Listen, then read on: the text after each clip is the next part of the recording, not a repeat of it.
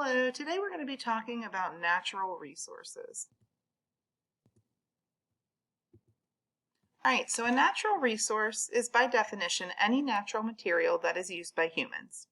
Often it includes many of the things in the image below: air, soil, minerals, water, oil, plants, and animals. There are two types of resources when we're talking about natural resources. The first one is renewable resource. So what is it?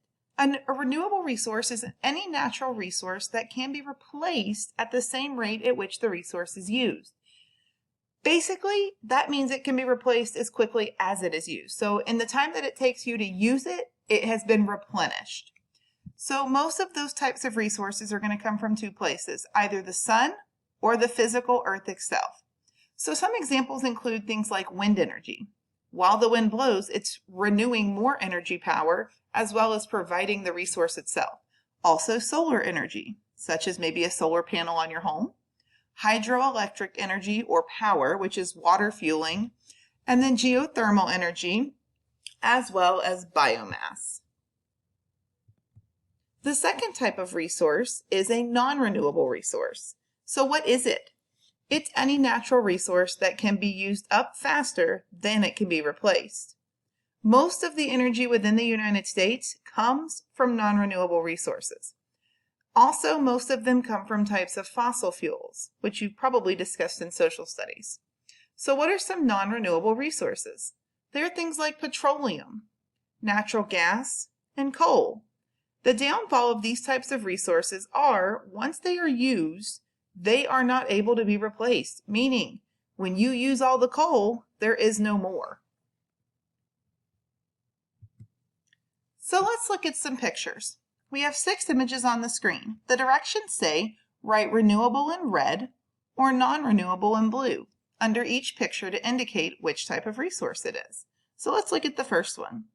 This represents a gas flame. So what would natural gas fall under?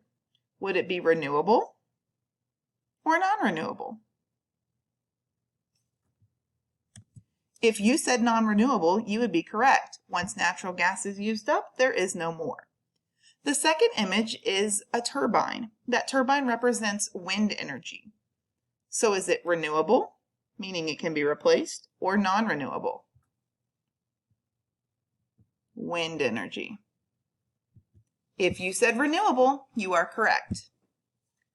The third image, right here, represents an oil barrack for petroleum.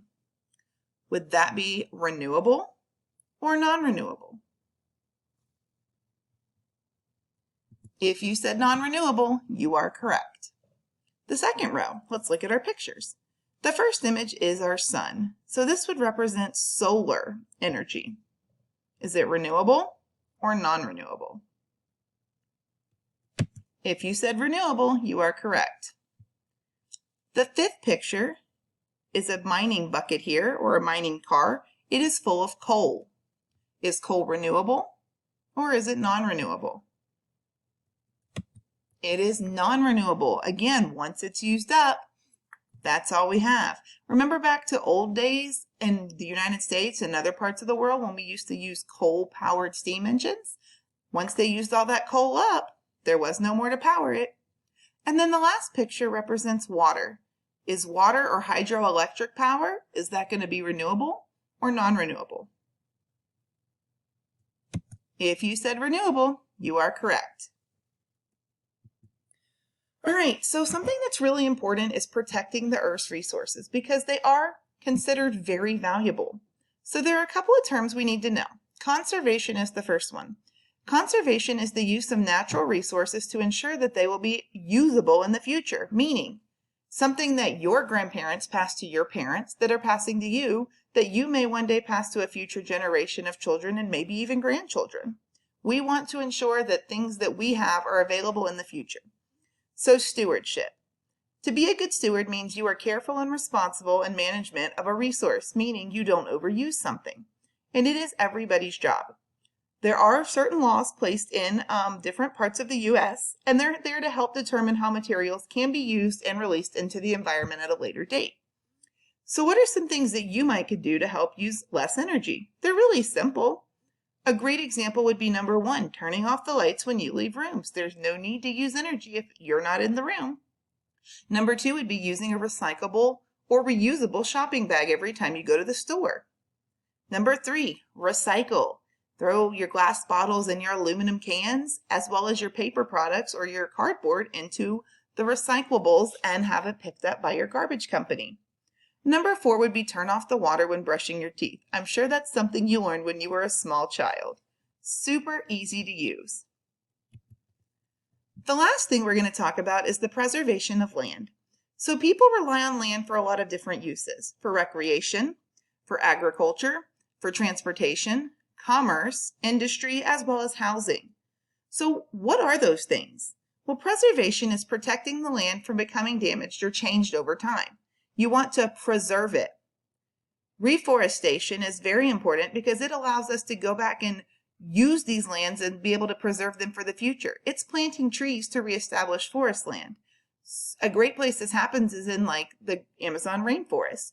They want to plant more trees to reestablish more growth in that very sacred environment. And then reclamation is the process by which a damaged land area is returned back to its normal condition, so in the future it can continue to be preserved and be used for other means. So what are some ways that you might could learn about preservation? Well, the first one is simple: conserving water. The second one is soil conservation methods, maybe doing things if you're a farmer, such as crop rotation and terrace farming or terracing. And then, of course, the final one would be reduction of air pollution. So all of these things together are great ways to understand natural resources and how you can help preserve the incoming world that we live in for future generations. Have a great day.